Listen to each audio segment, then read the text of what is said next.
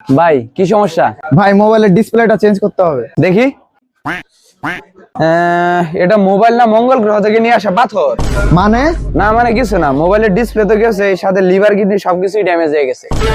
আপনার অত কিছু দেখা লাগবে না, জাস্ট ডিসপ্লে চেঞ্জ করে দেন। এই মডেলের ডিসপ্লে চেঞ্জ করতে হলে তো মাদারবোর্ডের আইসিতে টান লাগে, মাদারবোর্ডটা আগে চেঞ্জ করে দেই নাকি?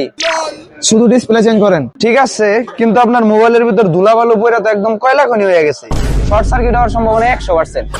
দেন মোবাইল দেন, আপনার ডিসপ্লে চেঞ্জ করতে হবে না। আচ্ছা আচ্ছা, আপনি চা খেয়ে আসেন, যান চেঞ্জ করে দিচ্ছি। কতক্ষণ লাগবে? 2-3 দিন লাগবে ভাই। মোবাইলটা দেন তো। আরে ভাই চা খেয়ে আসতে আসতে হয়ে যাবে, যান না আপনি, যান। ভাই কি সমস্যা? ভাই ব্যাটারিটা চেঞ্জ করা লাগে, অরিজিনাল ব্যাটারি। ভাই এটা মোবাইলের ডিসপ্লে নাকি সিরিজ কাগজ? হাত আটকে যাচ্ছে, কি গেরিলা লাগাইছেন এটা? ভাই আমি তো ব্যাটারি চেঞ্জ করতে আসছিলাম। হ্যাঁ তা তো বুঝলাম, কিন্তু আপনার মূল সমস্যা তো গেরিলাতে। এই ফোন আপনি কেমনে চালান? গেরিলা তো চেঞ্জ করা লাগবে ভাই।